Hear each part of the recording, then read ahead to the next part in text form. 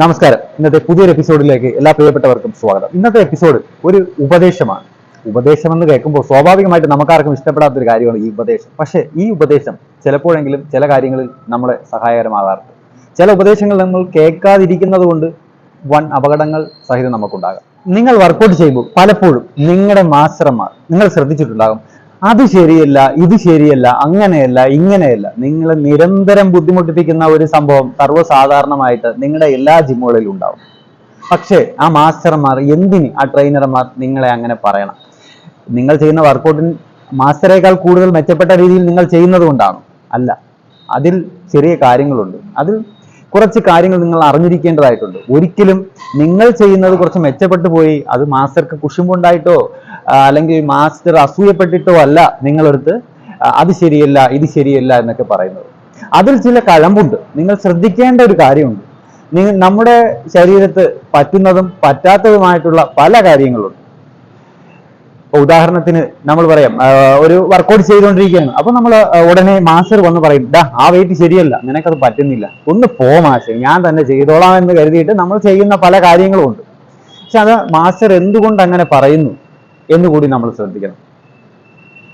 അതിപ്പോ മറ്റൊരു ഉദാഹരണം നമുക്ക് പറയാം. നമ്മൾ ഒരു വർക്കൗട്ട് ചെയ്യാണ്. അപ്പൊ നമ്മൾ വർക്കൗട്ട് ചെയ്യുമ്പോൾ നമുക്ക് ആ മസിൽ ഫോക്കസ് ആവുന്ന രീതിയിലായിരിക്കും നമ്മൾ കറക്റ്റ് മസിൽ ചെയ്യുന്നത്. അല്ലെങ്കിൽ ഒരു ബാക്ക് ലാറ്റ് പുൾ ചെയ്യായിരിക്കും, കറക്റ്റ് ഫോക്കസിനായിരിക്കും നമ്മൾ ചെയ്യുന്നത്. നമ്മൾ സ്വാഭാവികമായിട്ട് നമ്മുടെ സൈഡ് ശരിയാണ്, ലാറ്റ് പുൾ ചെയ്യുന്ന സമയത്ത് കറക്റ്റായിട്ട് ലാറ്റ് മസിൽ ആക്റ്റീവ് ആവുന്ന രീതിയിലായിരിക്കും നമ്മൾ വർക്കൗട്ട് ചെയ്യുന്നത്. അപ്പോൾ ഉടനെ ഒന്ന് മാസ്റ്റർ പറയും, എടാ അത് അങ്ങനെയല്ല, കുറച്ചും കൂടെ ആംഗിൾ ശരിയാക്കണം, ഒന്ന് പോടാവൂ എന്ന് പറഞ്ഞിട്ട് നമ്മൾ വർക്കൗട്ട് ചെയ്യും. വളരെ തീർത്തും തെറ്റായ ഒരു കാര്യമാണ്. നിങ്ങൾ അറിഞ്ഞിരിക്കേണ്ട ചില കാര്യങ്ങളുണ്ട്. ഇപ്പൊ നമ്മൾ മെയിൻ ആയിട്ട് ഒരു മസിൽ ഫോക്കസ് ചെയ്യുന്ന സമയത്ത് അതിന്റെ സപ്പോർട്ടിങ് മസിലുണ്ട്, സെക്കൻഡറി മസിൽസിന്റെ ഒരു ശൃംഖല തന്നെ നമുക്കുണ്ട്.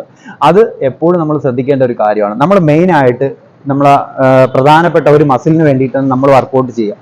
ആ മസിൽ ഫോക്കസ് ചെയ്ത് വേണം നമ്മൾ ചെയ്യാനായിട്ട്. നമ്മൾ തെറ്റായ ഒരു ആംഗിളിൽ വർക്കൗട്ട് ചെയ്യുന്ന സമയത്ത് അതിന്റെ സബ് മസിൽസ് എല്ലാം ആക്റ്റീവ് ആവും. നമുക്ക് ചെയ്യുന്ന പ്രധാനപ്പെട്ട മസിൽ മാത്രം നമുക്ക് ആക്ടിവേഷൻ ആക്കിയാൽ മതി. അതിന്റെ സെക്കൻഡറി ആയിട്ട് വരുന്നതും അതിന്റെ കണ്ടിന്യൂ ആയിട്ട് ജോയിന്റ് മസിൽസ് ഉണ്ട്.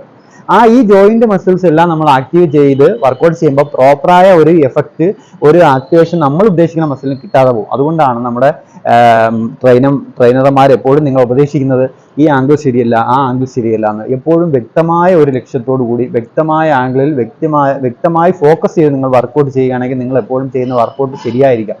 നിങ്ങളുടെ ഭാഗം ശരിയാണ്, പക്ഷേ അത് ശാസ്ത്രീയമായ രീതിയിൽ നിങ്ങൾ വർക്കൗട്ട് പ്രാക്ടീസ് ചെയ്യുകയാണെങ്കിൽ നിങ്ങൾക്ക് പ്രോപ്പറായ റിസൾട്ട് കിട്ടും. അതിന് വേണ്ടിയിട്ടാണ് നിങ്ങളെ ട്രെയിൻ ചെയ്യാനായിട്ട് ശ്രമിക്കുന്നത്. ഒരിക്കലും നിങ്ങൾ ചെയ്യുന്ന വർക്കൗട്ട് കണ്ട് അസൂയപ്പെട്ടിട്ടോ അല്ലെങ്കിൽ നിങ്ങളെ തെറ്റിദ്ധരിപ്പിക്കാനോ അല്ല.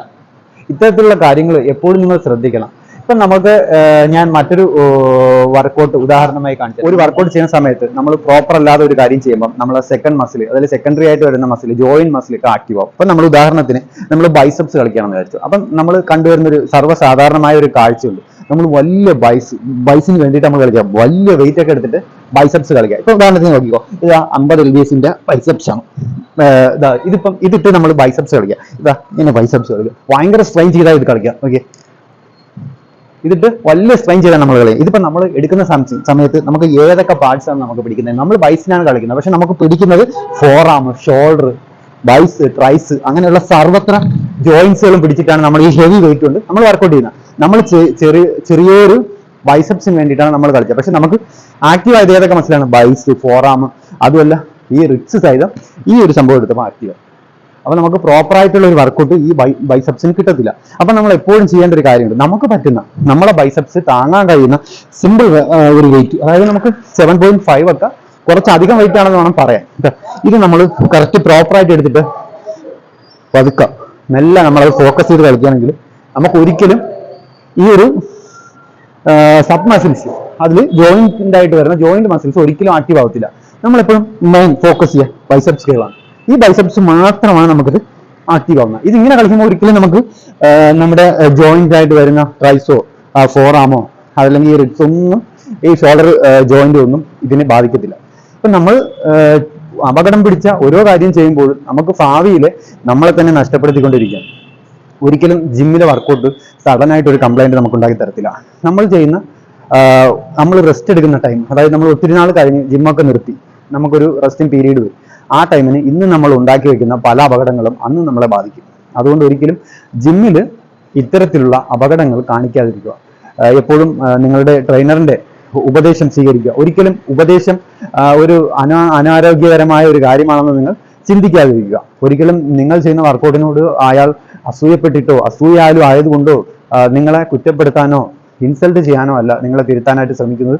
എപ്പോഴും നിങ്ങൾക്കൊരു അപകടമോ അല്ലെങ്കിൽ ഒരു ഇഞ്ചറിയോ ഉണ്ടാകാതിരിക്കാൻ വേണ്ടിയിട്ടാണ് തീർച്ചയായും നിങ്ങളുടെ ട്രെയിനർ എപ്പോഴും ശ്രമിക്കുക.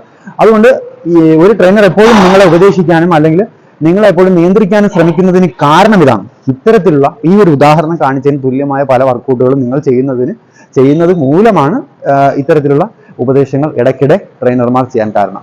അപ്പം അടുത്ത എപ്പിസോഡിൽ നിങ്ങൾക്ക് ഉതകുന്ന മറ്റൊരു വീഡിയോയുമായി വീണ്ടും കാണാം. Okay, thank you.